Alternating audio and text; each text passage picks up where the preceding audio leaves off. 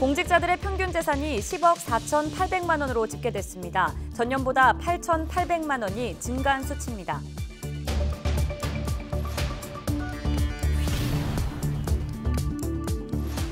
(75세) 이상 고령자 백신 접종을 앞두고 대구에서 예방접종 모의 훈련이 열렸습니다.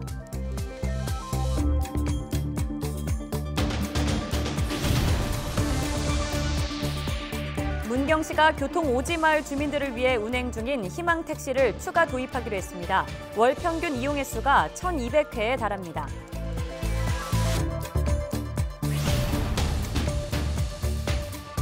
경주시가 장마철마다 침수 피해가 발생하던 신당천 정비 사업에 들어갔습니다. 오는 2023년까지 노후교량과 낡은 보가 교체됩니다.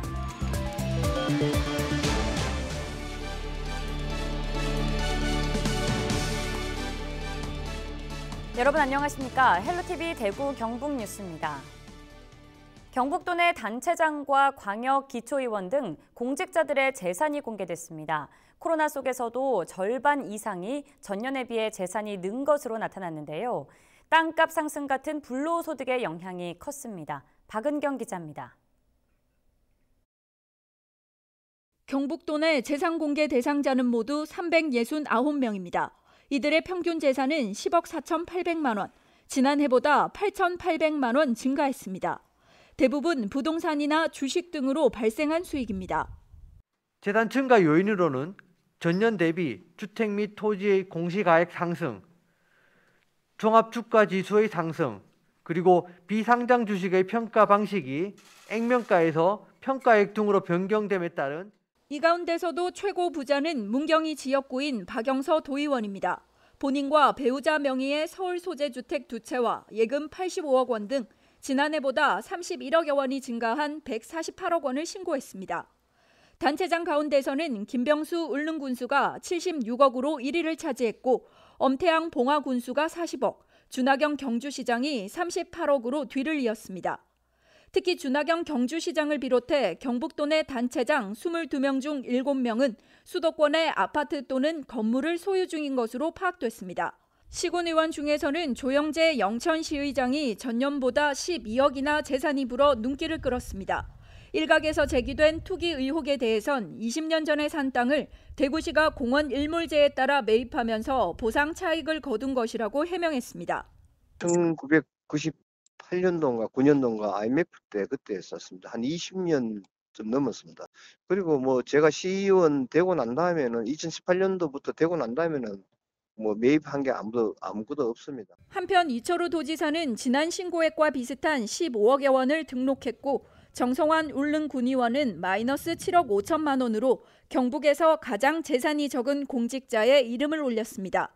공직자윤리위원회는 오는 6월 말까지 등록 재산을 심사해 거짓 신고나 부정한 증식 사실이 밝혀질 경우 징계할 계획입니다. 헬로티비 뉴스 박은경입니다. 교통 오지마을 주민들을 위해 1,000원 정도의 요금만 내면 택시를 이용할 수 있는 행복택시가 경북도 내 곳곳에서 운행되고 있죠. 문경에서는 희망택시라고 부르는데요. 문경시가 4개 마을에 희망택시를 추가 도입하기로 했습니다. 이하영 기자입니다. 시내버스가 다니지 않는 오지마을. 병원을 한번 가려면 1시간이 넘는 거리를 걸어가야 합니다. 택시 없으면 안 되죠. 우리 할머니들은 거진 1시간 걸려요. 걸어가자면. 희망택시를 이용하기 위해 주민들이 부담하는 요금은 1,500원. 나머지 비용은 시가 지원합니다. 월 이용 횟수만 1,200여 회에 이르면서 택시업계도 숨통이 트였습니다. 주로 남한은 어르신들 나이 많은 분들이 주로 이용을 많이 하고 있어요. 이용하시는 분들도 이익이 되고 우리한테도 이익이 되고 좋죠. 희망택시가 주민들의 호응을 얻으면서 운행 지역과 대상을 확대해달라는 목소리가 커지고 있습니다. 정류장까지 거리를 800m에서 600m, 가구수 3세대, 주민수 5명, 요금은 1,500원에서 1,000원으로 조정하고 문경시는 현재 10개 읍면동 21개 마을에서 운행하고 있는 희망택시를 올 상반기 중으로 4곳 더 확대하기로 했습니다.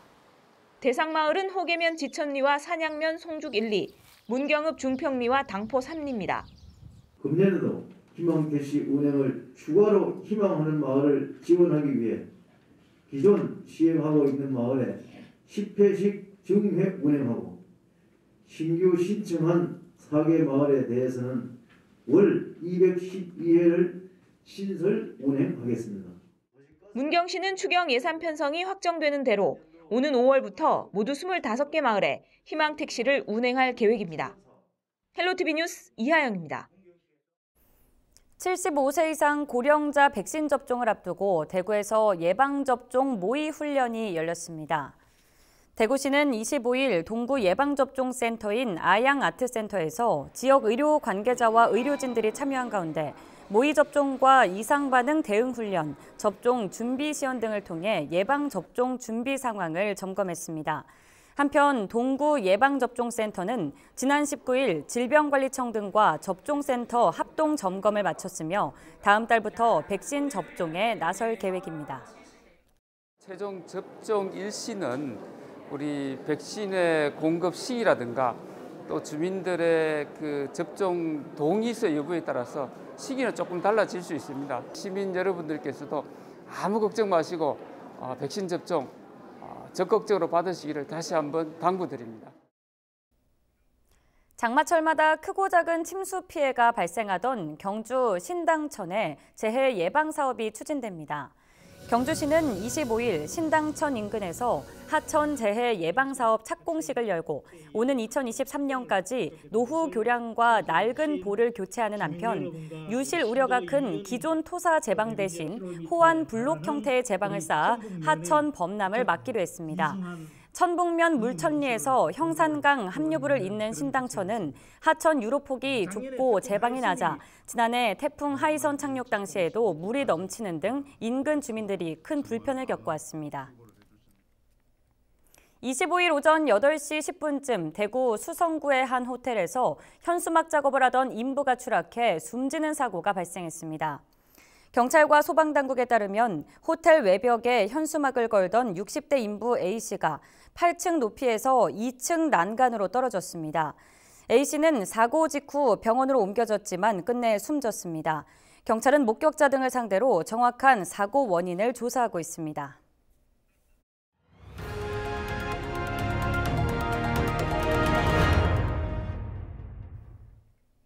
영농철이 시작되는 봄, 수확이 끝난 뒤 버려진 농업 잔재물을 태우다 보면 자칫 큰 화재로 번지기가 쉽습니다.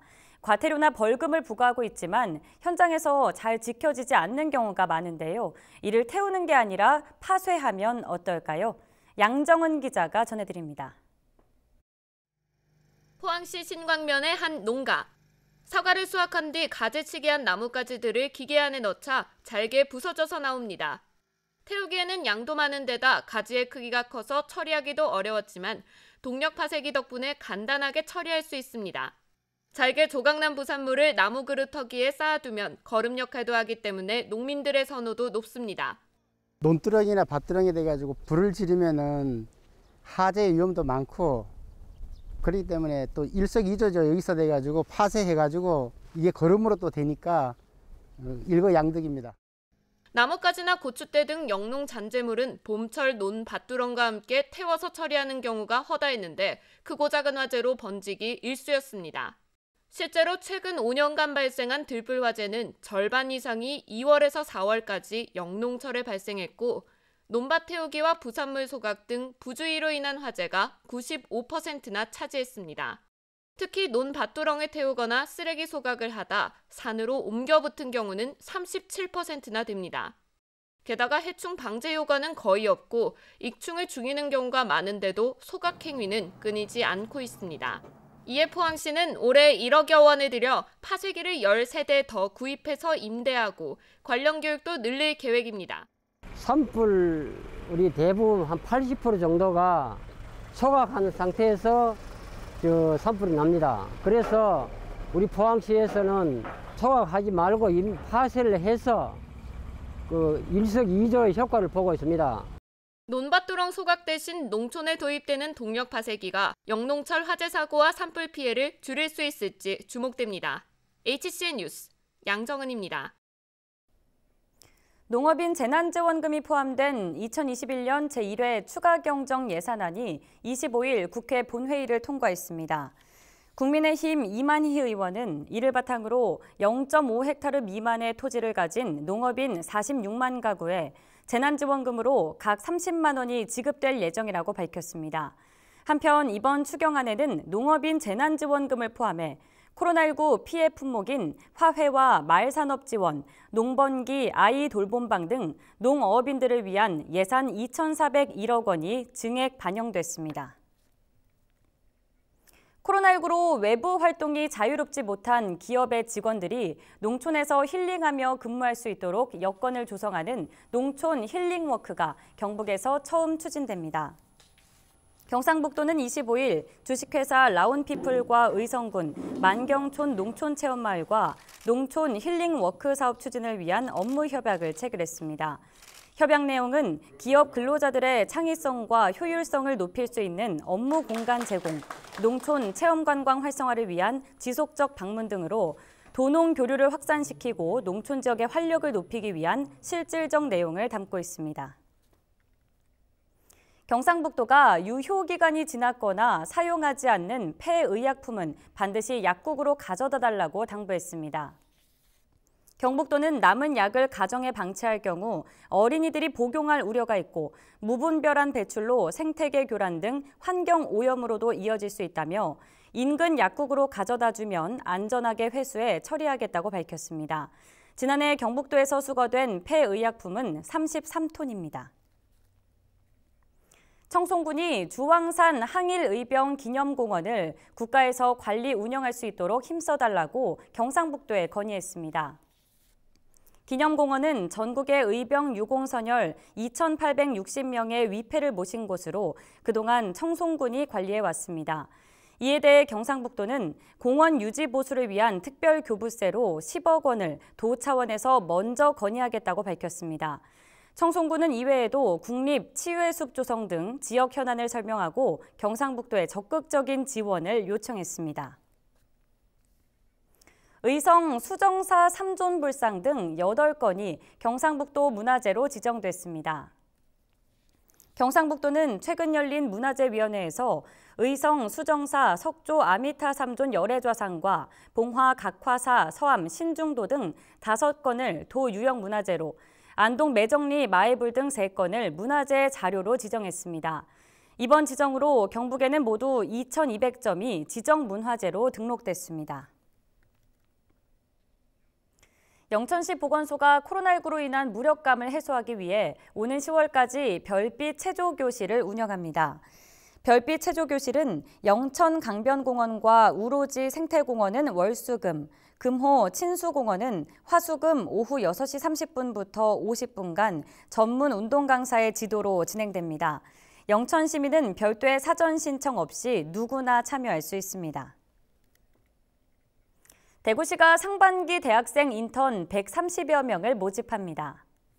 대학생 인턴은 4월 말부터 5월 말까지 약 4주 동안 대구시청과 시산하센터, 공사공단 등 63개 분야에서 일하게 되며 임금으로 시간당 9,500원이 지급됩니다. 만 29세 이하 대구에 주소지를 둔 대구 경북 소재 대학교 재학생 또는 휴학생이면 신청할 수 있으며 접수는 오는 4월 26일까지 대구시 홈페이지를 통해 하면 됩니다. 사회적 거리두기로 어려움을 겪고 있는 동네 슈퍼를 돕기 위한 스마트 슈퍼 육성 사업이 추진됩니다.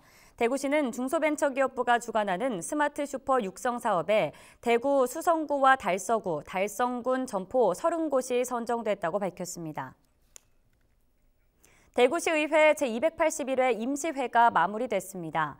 이번 임시회에서는 시의원 1명이 코로나19 확진 판정을 받아 의회가 이틀 동안 임시로 문을 닫았지만 대구시의회는 원래 일정대로 2021년도 제1회 추가경정 예산안과 재개정 조례안 등 26건을 처리했습니다.